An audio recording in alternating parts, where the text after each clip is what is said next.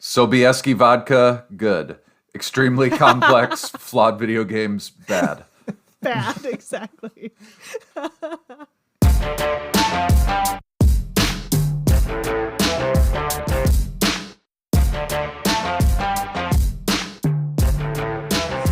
Welcome to Fine Laws Don't Judge Me, the podcast about the law in real life. I'm Laura Tenney, and I'm joined by... Who's here? I don't know what's happening. It's 2021, yay! It doesn't matter anymore. It doesn't matter. Okay. Should I just keep going or try again? Yeah, let's keep going. Yeah, Why? keep Let's just keep rolling. going. All right, who's here? We got Joe Fawbush. Yeah, after a week away and you forget who I am. That's I great. did. Yep. We've also got Allie Marshall Present. and Andy Leonetti. It doesn't matter who's here. Yeah, I was gonna say Happy New Year, I guess. Kind of feels a lot like the old year, but I suppose that's just kind of how it goes. How was everybody's break? Extremely boring, Laura. This whole I know. time can get effed. Family show, Andy. That's why I said the letter. Yeah. I mean, same. You know, spent a little time with family, but overall, pretty boring. I seriously overbought presents to make up for all the misery of the last year, Sure. which isn't my norm. But I don't know. That was fun for, An hour, exactly. We did the exact same thing. We totally just spoiled our kids rotten. Because I'd figure, Thanksgiving, there's no getting together. So then we're like, well, might as well. And we've got nowhere to go on Christmas Day like we usually do. So we're like, why not just get a bunch of stuff that my kids don't need? But Right. Stuff. Yeah. Stuff. stuff makes everything better, right? Well, so I bought myself a gift that occupied my time, which was the video game Cyberpunk 2077. And Oh, here we go. So, is this about to turn into the perfect segue to what That our was a episode's great about today? transition. yeah, thank you. Thank you. I did actually play this game a lot. I beat it over the break. But yeah, I thought a lot of important stuff going on, but nothing is more important than video games and the state of the video game. Nothing is more important right now than escaping reality. Yes, Everyone. I was Yeah. gonna say, there's a lot of stuff that we could have done for our first episode of the new year, but Citizens of Earth, I implore you, leave Earth. it's just, a lot of it has already been said, and it's, I don't think there's a whole lot more that we can dump onto that conversation. So yeah, I'm all for talking about something else. I'm pretty sure the last video game I played all the way through was Legend of Zelda on the Nintendo 64. Oh, nice. So I don't know. I'm going to do my best here. That was a fantastic game, though, Laura. It was a good game. Yeah. It was very frustrating because I was like 12. Joe, could we get on the record for this episode your age? No reason why. I am too old to be as into video games as I am, but Old enough to know better. yeah. But I know if have that's no true. shame whatsoever. I feel like, Joe, is this your true crime episode? Pretty Like, is this much, just, yeah. You're doing the same thing I did, where you're just using the show to talk about what you like. Yeah, exactly. I mean, I'm yeah. okay with it.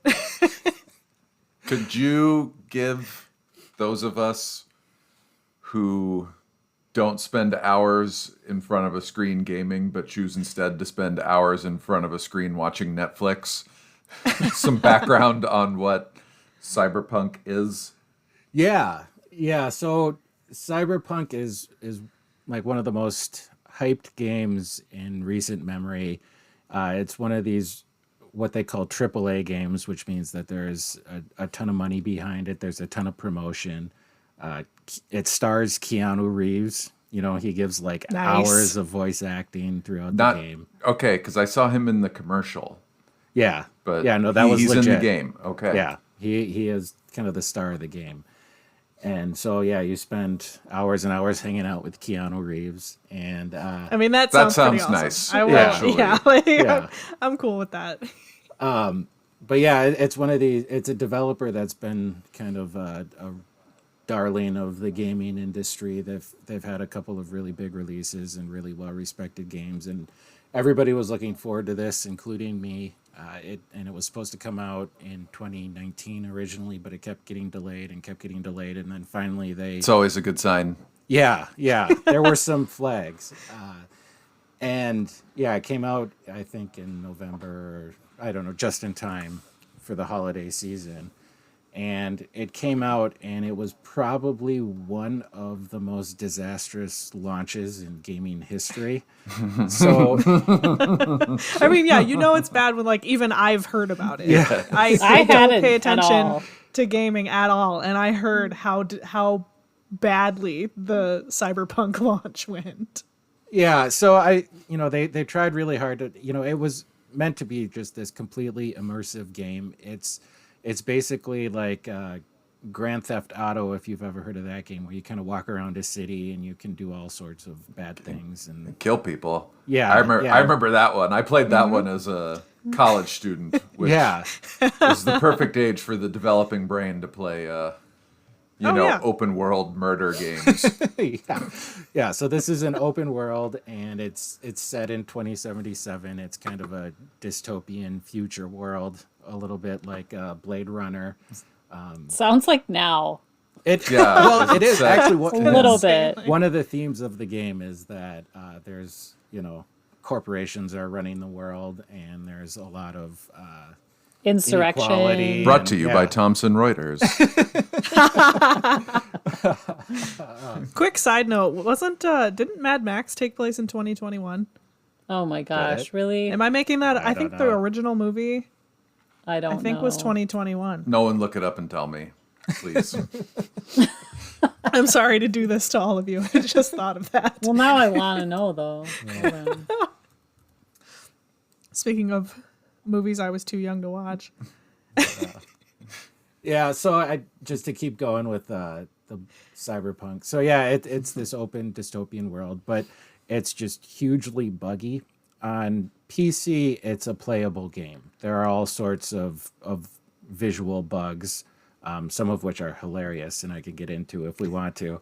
Please, please. Okay. Well, okay. So, like for example, So, they're Andy is doing a No stop one motion. can see you yeah. except for us.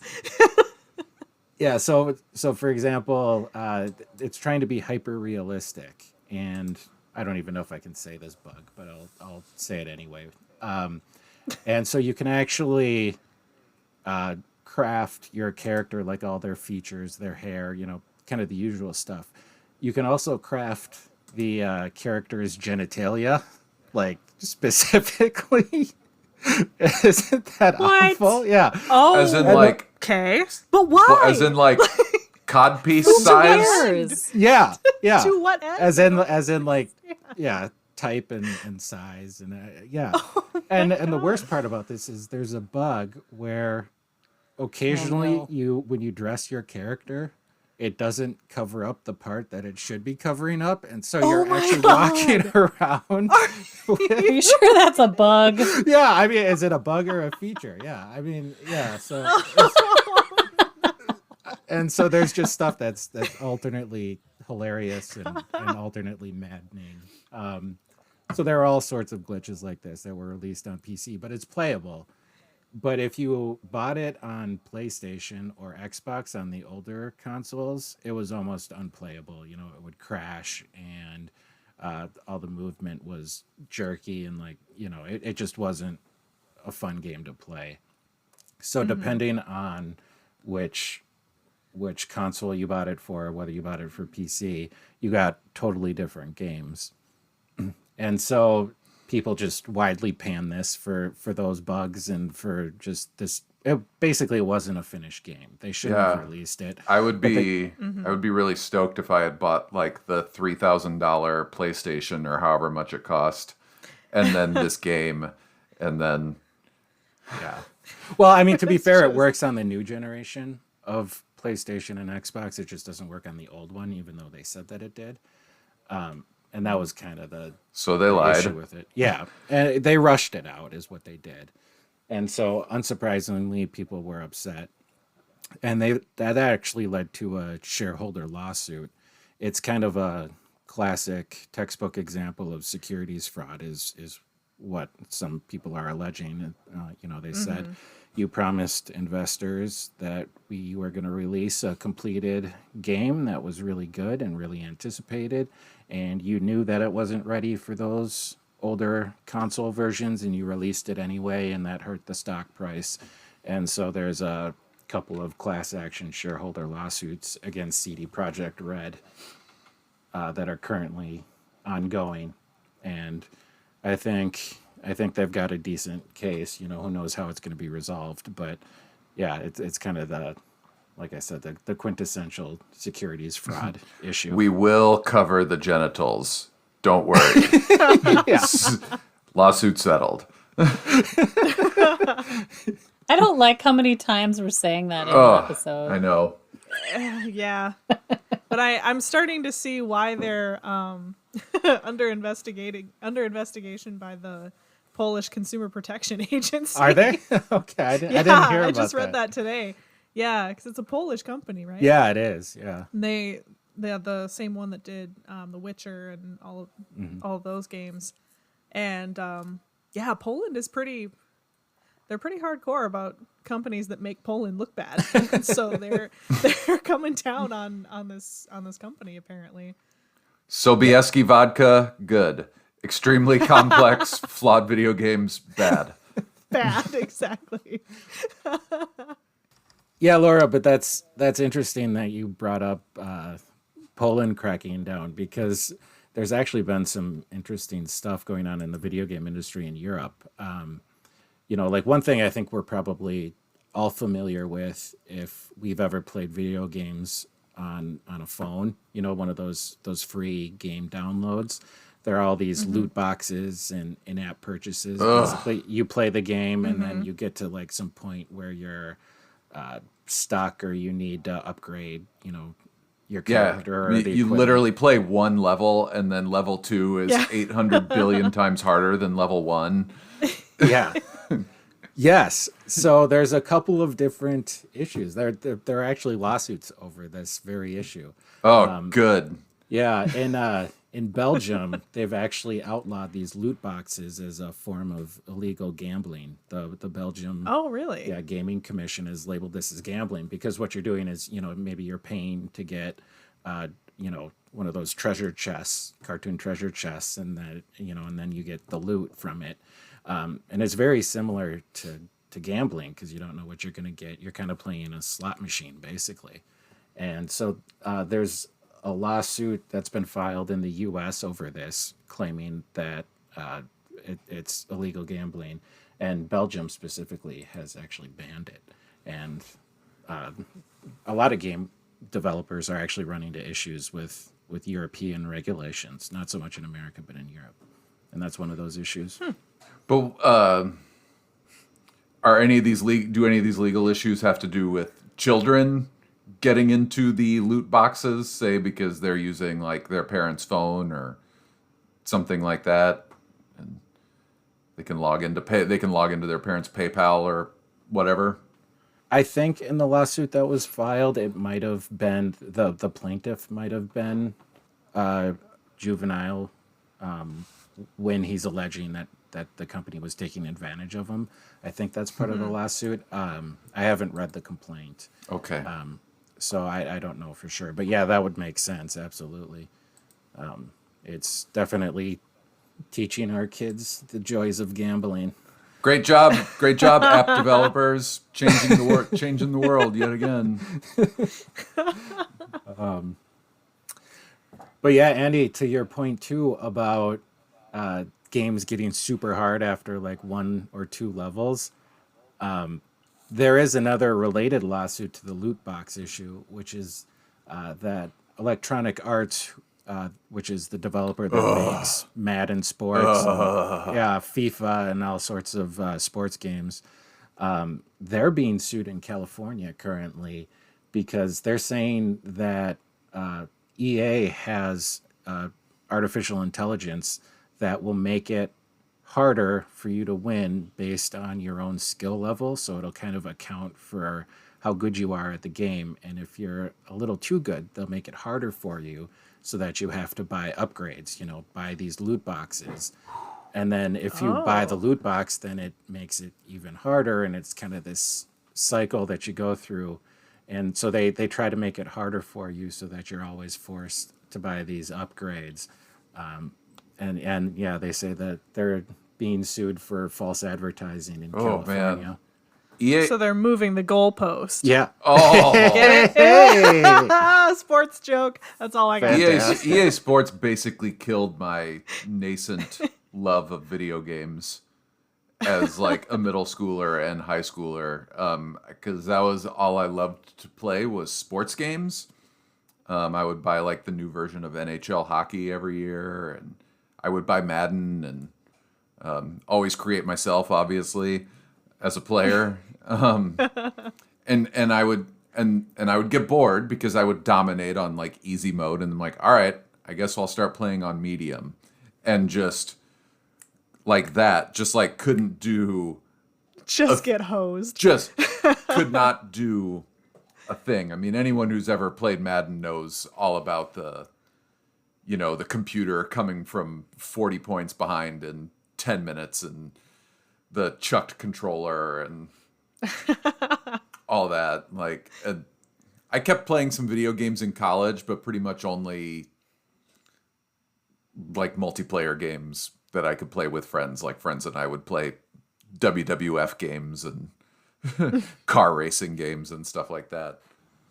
Yeah, I mean, so I have two boys, and they love video games, and they always like me to play with them. I don't know why, because I honestly like make it a point to suck at them. Like I don't know, like if we're playing like NBA 2K, is that a game? I think anyway, I'll like shoot in the wrong direction or like whatever.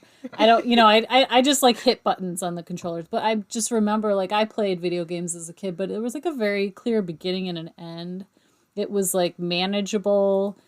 And there wasn't this infinite loop of options and opportunities to like expand the game. It just was it, right? Like it was very simple.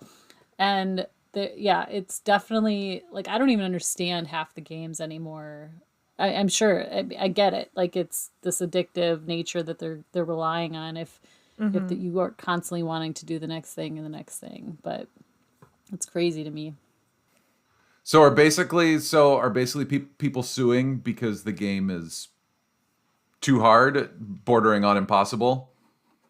Yeah, it's not even that it's bordering on impossible. It's just that they make it harder for you to win, right? Specifically so that you'll give them more money. And they don't necessarily inform gamers of that fact, which is understandable. I understand the lawsuit, and I understand why you would try this. I don't know how much success that they're going to have with this. Among other things, video games often mandate arbitration. So. Oh, fantastic. Yeah, don't you agree to some of these terms? I mean, isn't there like an agreement at the beginning, I would imagine, when you sign up for this? And yeah, there absolutely is. So I do think that this one will have some issues. On the other hand, it does kind of feel good if you're a gamer and you've been struggling with one part of a video game and getting frustrated. You say, at least they're getting sued. Yeah. Being endlessly frustrated is not fun. I don't know what rocket scientist at EA Sports needs to hear that, but I love spending $60 on a game and losing every time I play it. It's awesome. Well, one workaround would be to get cheating software. Game Genie, baby. Yeah, so there, this is beyond the left, right, up, down, A, B, Nintendo cheats for... Andy, there's my age for you. I bought I actually bought a Game Genie for my Game Boy when I was a little kid. nice. I was just like, once I saw the Game Boy, once I saw it advertised for a Game Boy model, and I was just like, huh, okay, I could actually beat all these games and play them all the way through, or I could hate them. Yeah. Okay. No, for sure. Cheating is fun, and sometimes it's fun just to not have to try very hard, right? But we've actually seen a lawsuit recently over Riot Games and Bungie. They've sued Gator Cheats, which creates hacks that people can use for these video games. What they're saying is that they're taking money from these video games by having these cheats out there and letting gamers bypass some of these in-app purchases and things like that. So even some of these cheats are getting under scrutiny recently as well, which I think is interesting. And there's more than just the one. You know, we've seen a lot of these kind of similar lawsuits over the past several years. You know, it's funny because video games have turned into such a big industry that it's really become one of the foremost areas of litigation in recent years. There's kind of covers everything from patent disputes to securities fraud to, false advertising, as we've seen. Does any of it have a prayer to be successful? Yeah, I think so. Well, and some of them actually are a little bit hard to kind of take sides. You know, one thing that maybe our listeners have heard about and that I wanted to talk about was the Epic Games lawsuit over Apple for antitrust violations. Because, if you haven't heard of this, Epic sued Apple in August for their 30% commissions. Epic Games is the maker of Fortnite, which is one of, if not the biggest video game in the world. I hate it. And I hate it. Also a very dumb game. For the record. I hate it because I'm a parent of two boys, again, who are obsessed with this. Yeah. it's huge. It's Epic Games is now a multi-billion-dollar company because of the success of Fortnite. You know, there are hundreds of millions of players and everybody wants to buy new skins, and it's really had a lot of staying power too. A lot of these games kind of come and go. Sorry, I was just going to ask it. That's a free game, correct? And then they make money based on in-app purchases? The dreaded microtransactions is what they're called. Okay. Yeah. Yeah, like buying a new outfit for your character or something like that. What they've been doing is that in Apple, if you want to buy, Fortnite skins or whatever, if you want that new character or the new skin, you have to go through Apple, and then Apple gets a 30% cut. And Epic Games did not like this. Obviously, it's money out of their pocket. So what they did was they purposefully violated the agreement that they had with Apple and told all of their players to go directly through them, and then they lowered the price of these skins as like an incentive. Apple understandably then said, you can't do this, we're going to kick you off. And then literally the next day, Epic Games filed a lawsuit.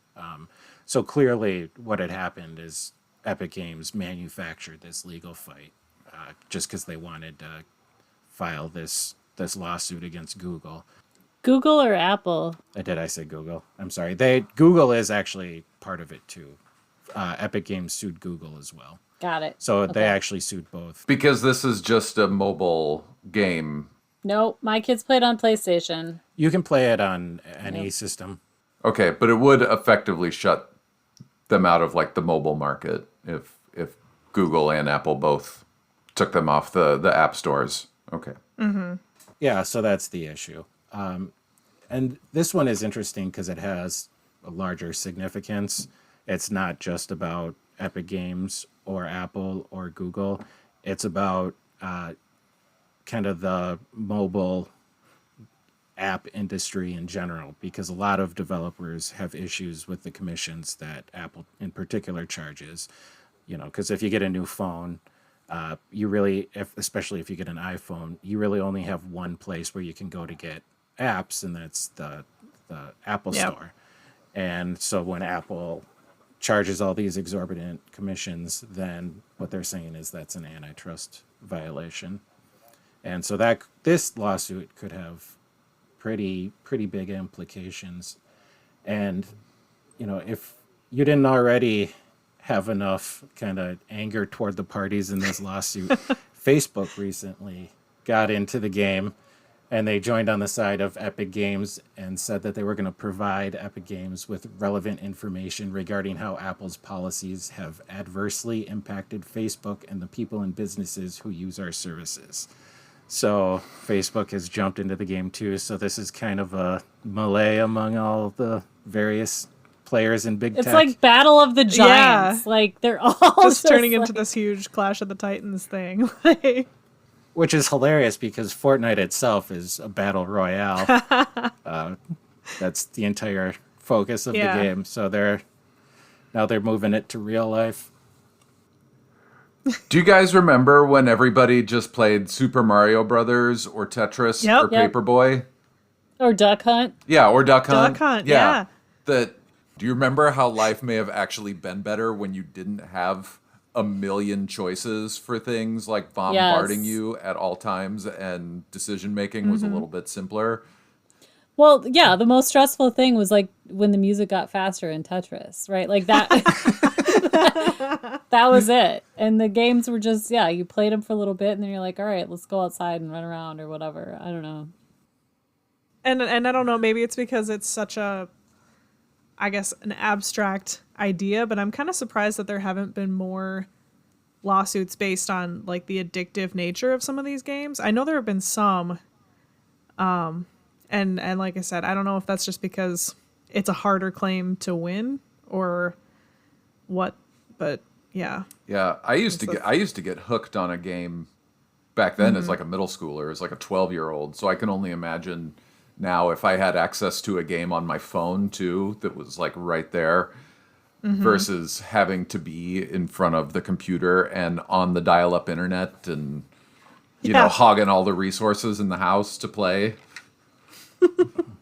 Well, like I brought up, in Europe there is some of that going on where they're saying video games do have this addictive quality, but in the US, you know, there's really no law prohibiting these sorts of actions. We care more about capitalism here, which is why it's turning into antitrust lawsuits, which is, I mean, what I find interesting about the antitrust part of it is that for so long, tech companies were just kind of allowed to do whatever they want. And it was like antitrust didn't exist for about 20 years.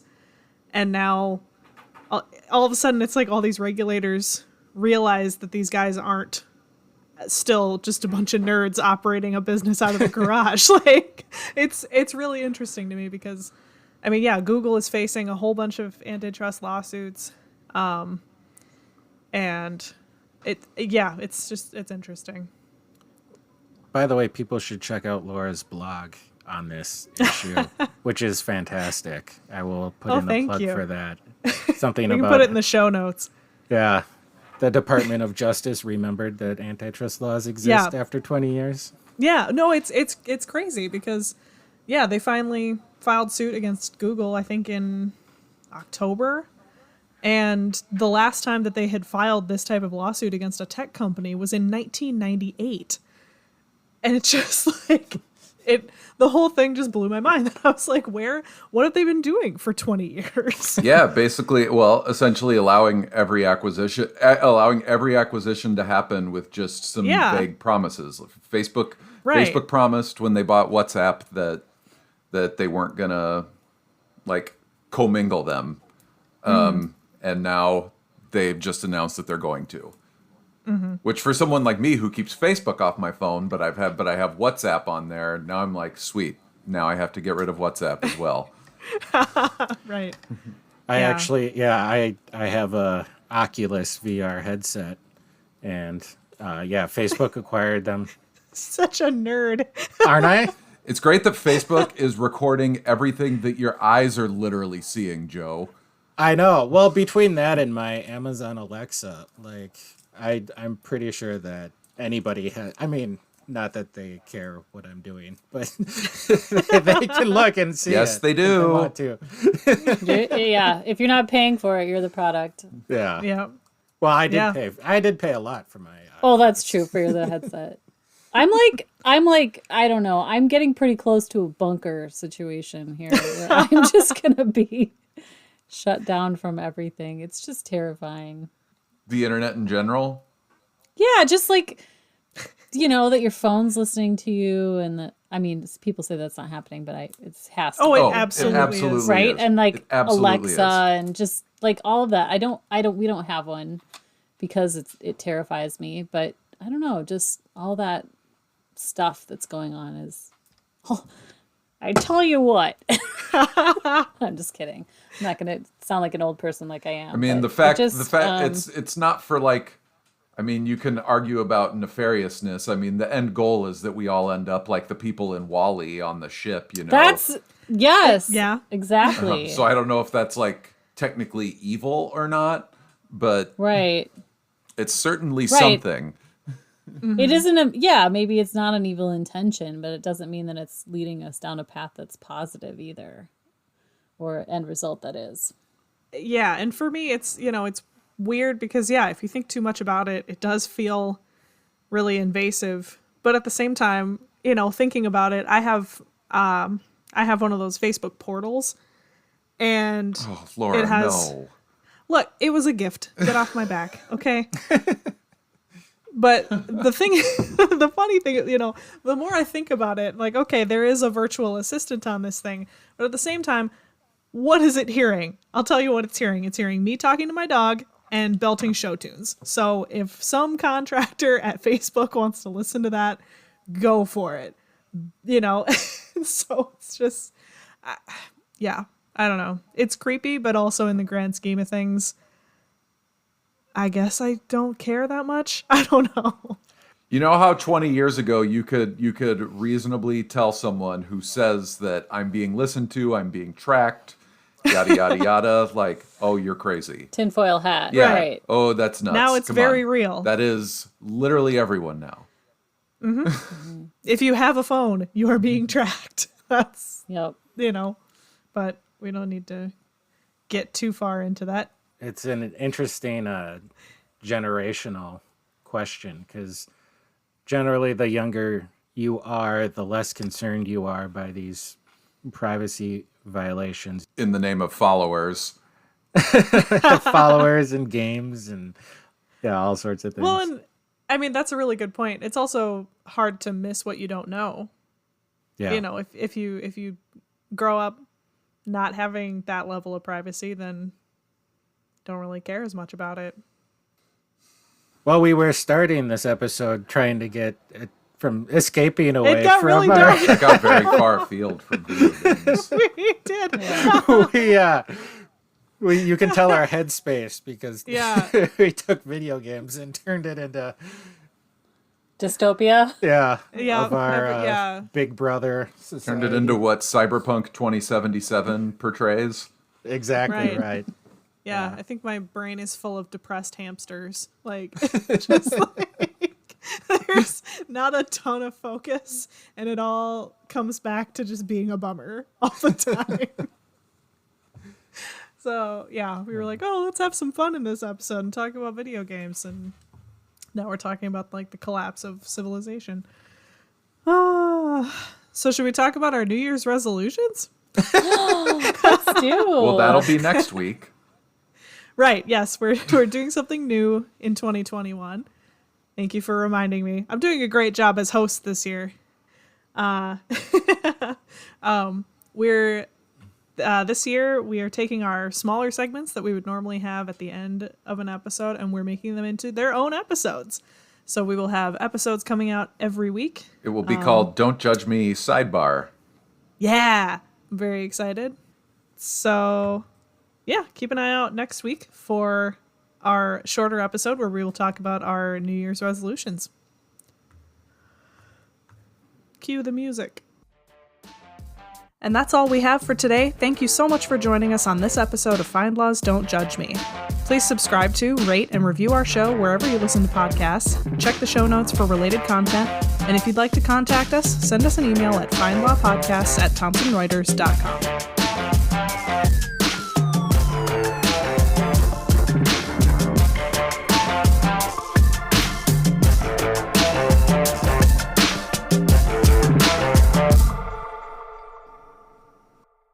Kidding. I love Poland. I've been to Poland and I love it. Oh boy. Yeah, I don't mean to make any of our Polish listeners upset.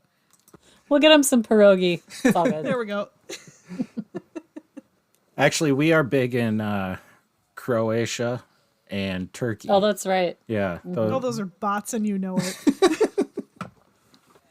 I know songs in Turkish and Croatian. So That's if pretty you need cool. entertainment for those listeners for like a special Turkey episode or a Croatia episode, you guys are all like, Fine Law Podcast at tr.com. Yes.